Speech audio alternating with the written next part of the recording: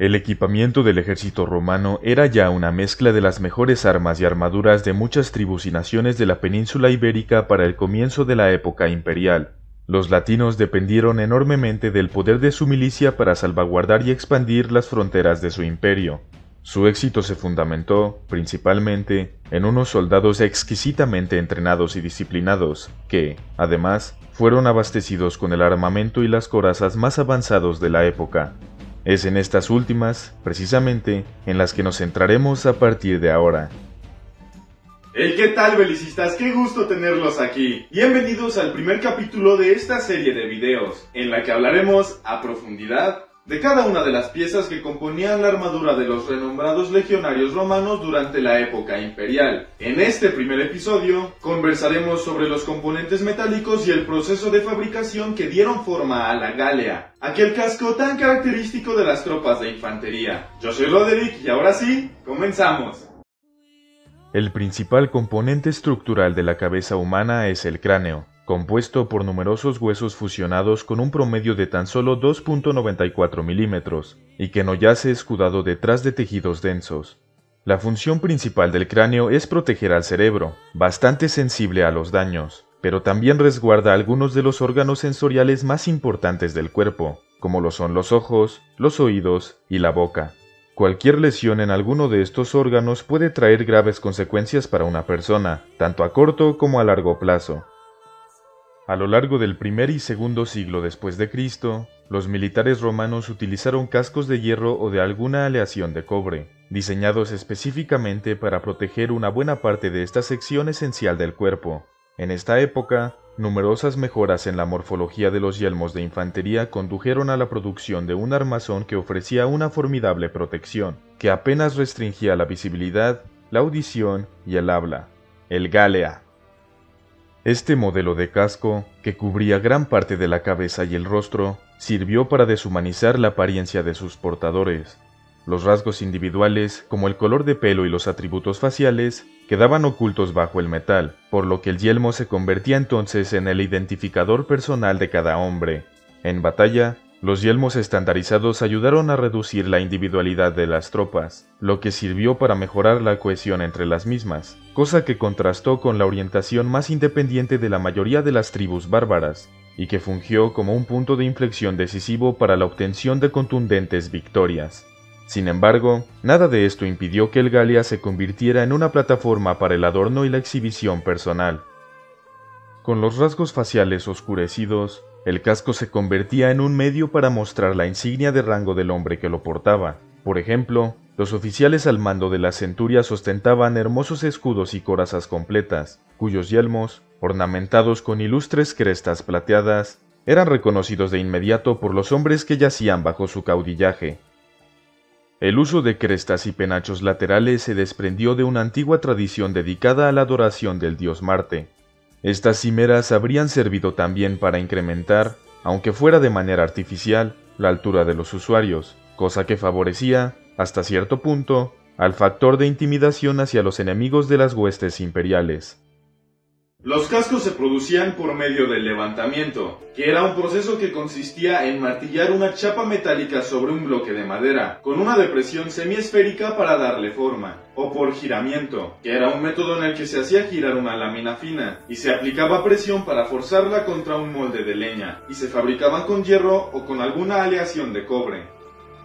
Las fuentes clásicas indican que se empleaban especialistas dedicados a la fabricación exclusiva de ciertas partes de los yelmos, así como de determinados artículos decorativos, y que los distintos componentes serían posteriormente reunidos para su ensamblaje colectivo. De ello se desprende que la manufacturación de los mismos se llevaba a cabo en grandes cantidades mediante un sistema de producción por lotes. El valor de los materiales utilizados y la complejidad comparativa de la fabricación de los cascos dan a entender que, a menudo, tenían una larga vida dentro del servicio militar activo. Cabe incluso la posibilidad de que las piezas de equipo más antiguas fueran relegadas a los rangos inferiores de las tropas. El bronce siguió utilizándose como material para armaduras mucho después de que fuera sustituido por el hierro para las armas. En los 1000 años de existencia del ejército romano en Occidente, hubieron considerables variaciones en el diseño de los cascos. Sin embargo, Existieron algunos elementos que permanecieron vigentes.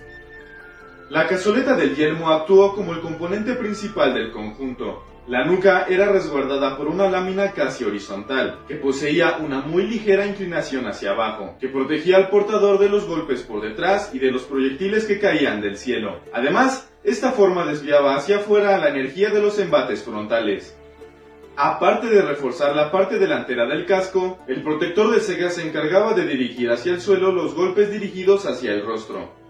Las piezas de las mejillas protegían parte de la cara y el rostro del soldado, y fueron la solución al problema de visión que acarreaba la colocación de un visor completo como medida de seguridad. Verán, la visión binocular normal abarca un ángulo de casi 180 grados, variando entre 1 y 2 grados en individuos con pómulos pronunciados. Si bien se registra cualquier movimiento en el campo periférico, la visión frontal, como tal, es de alrededor de 100 grados. Como los romanos sabían que en una batalla los ataques provendrían de una multitud de direcciones, prefirieron no cubrir el rostro de sus legionarios por completo, para no restringirles la vista. Las guardas de oreja proporcionaban una funcionalidad adicional además de la protección. El hecho de cortar una sección en el casco para asomar el oído debilitaba el borde de la estructura, por lo que la adición de estas protecciones creaba un refuerzo adicional. Además, también servían para canalizar el sonido un poquito mejor. Algunas veces había un acople con forma de embudo justo en la parte superior central del casco, que servía para colocar algún penacho de pelo de caballo o de plumas, u otro tipo de adorno con una estructura similar. Este tipo de cavidades parecen ser originarias de la parte central sureña de Italia. Si bien no era un atributo universal, muchos cascos presentaban asas de transporte en su configuración. Verán, típicamente el yelmo solo se llevaba puesto en los desfiles o en los campos de batalla, por lo que, muy probablemente, el casco se transportaba mediante un cordel amarrado al cuello. El casco básico de infantería era constituido por una cazoleta con su respectiva protección para el cuello, a la que se le incorporaban el par de piezas para las mejillas y el protector de cejas. Otros elementos, como las guardas de oreja y las crestas, se colocaban en función de las necesidades de la época y las preferencias de su dueño. Debido a la considerable variedad de aditamentos, el proceso de producción de un yelmo podía ser relativamente largo. Los primeros cascos estaban hechos de una aleación de cobre y eran formados mediante el proceso de levantamiento. Desde el séptimo siglo a.C., los herreros fueron conscientes de la necesidad de realizar repetitivos ciclos de martilleo y recocido, tratamiento térmico cuya finalidad era descomponer el metal hasta su estado más blando, para endurecer el bronce hasta que alcanzara la integridad necesaria para usarse en condiciones de lucha. El punto de partida para una cazoleta de hierro era un tocho del mismo material, que se forjaba, probablemente mediante la utilización de un sistema de rodillos, en una lámina cuadrada casi sin imperfecciones, de grosor prácticamente uniforme y con superficies paralelas. Luego se utilizaba una plantilla para dibujar el contorno del desarrollo de la pieza, y posteriormente se cortaba la silueta. A continuación, se debía elegir entre dos opciones para formar la cazoleta: el ya mencionado proceso de levantamiento o la igualmente viable técnica de giramiento. A decir verdad, la formación del vértice de cualquier forma semiesférica conlleva propiedades mecánicas complejas. Verán, si el casco se formara por levantamiento, el metal de la cúspide del domo sería más delgado que el del borde, porque sería el punto que más se hubiese estirado. Sin embargo, este efecto no reduciría significativamente las propiedades defensivas del casco, porque el adelgazamiento se compensaría parcialmente con la dureza obtenida por el endurecimiento por trabajo, que no es más que el nombre que se le dio al fenómeno que explica que, a medida que el grosor del metal disminuye, este se vuelve más duro y resistente, hasta que llega a un punto en el que es básicamente imposible seguir deformándolo. Por otro lado, parece probable que la técnica de giramiento produjera una verdadera semiesfera, y que las variaciones de grosor a lo largo del borde fueran producidas posteriormente por medio del martilleo en frío, o por una falta de atención de alguno de los artesanos. Como las articulaciones suelen representar la zona débil de cualquier estructura, los romanos optaron por eludir esta debilidad fabricando las cazoletas de los cascos y las protecciones del cuello a partir de la misma lámina. Esto no solo evitó la vulnerabilidad de la zona que hubiese estado articulada, sino que la proyección perpendicular de la zona, a unos 90 grados con respecto al cuerpo principal, dotó de mayor dureza a la zona. El protector del cuello fue la parte más gruesa del casco, lo que significa que se trabajó muy poco en ella luego de su formación inicial. Las piezas de las mejillas fueron elaboradas en chapa, o, en algunos casos aislados, de cuero. El proceso de fabricación para las piezas de las mejillas era idéntico al proceso para hacer la cazoleta, con la excepción de que, esta vez, el metal se curveaba para seguir el contorno del hemisferio del rostro, y se le añadían elementos decorativos. Por último, se doblaba una tira del mineral para formar un pequeño tubo para la bisagra, para luego ser remachado al borde de la cazoleta, o algunas veces soldado. Por último, justo al final de las piezas se colocaban un par de anillos, cuya finalidad era unir ambos hemisferios por medio de cordones de cuero, para asegurar la estructura bajo la barbilla del usuario. La producción de los protectores de cejas se reducía a un sencillo trabajo de forja. Su fabricación partía de un pequeño tocho de hierro o algún metal no férreo, que era moldeado en una tira plana rectangular. Posteriormente, se formaban algunos orificios al final de cada extremo, y luego, la tira se curveaba siguiendo el contorno de la parte delantera del yelmo. Ya para finalizar, la tira era fijada con remaches al cuerpo principal. Las guardas de orejas se fabricaban tanto con metales férreos como con aleaciones no férreas. El punto de partida, si iban a ser de hierro, era exactamente igual al de las piezas anteriores. Si se decidía moldearlas a partir de una aleación de cobre, podía optarse por la fundición como un proceso alternativo altamente efectivo.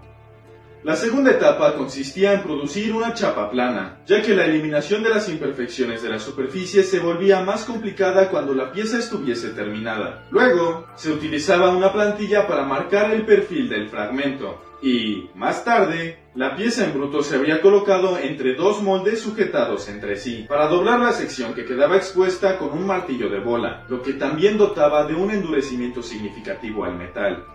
Las guardas de orejas solían remacharse al cuerpo del casco, esto debido a que la soldadura era un proceso que requería mucho más tiempo y era menos eficaz. Una unión remachada podía resistir un golpe directo sin mucha dificultad, mientras que la soldadura era más propensa a fallar con facilidad.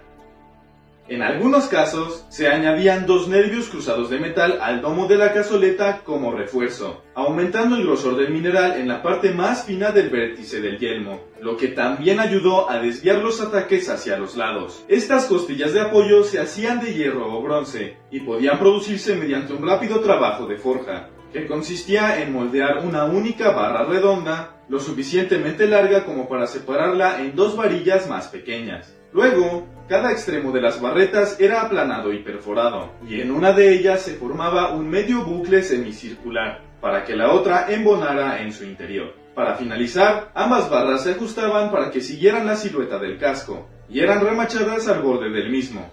Las crestas y los cortaplumas solían colocarse a los yelmos momentos antes del inicio de las batallas por medio de una soldadura blanda, pues estos elementos no eran diseñados con una finalidad defensiva en mente. Esto traía consigo el beneficio de que gran parte de la energía de un impacto se disipaba al momento de quebrantar esta unión. Por cierto, no se requería de ningún agujero en la cúspide del casco.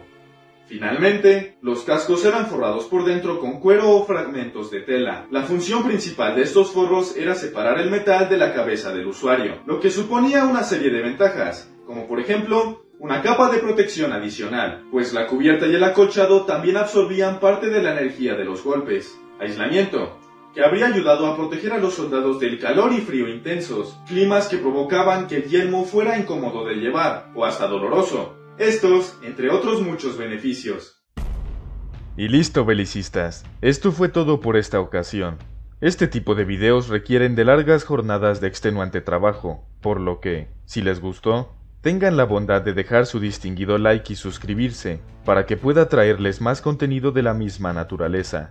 Déjenme en los comentarios su opinión con respecto al tema y al formato de esta cinemática. Espero la hayan considerado interesante. Gracias por llegar hasta este punto. Que tengan un excelente resto de día.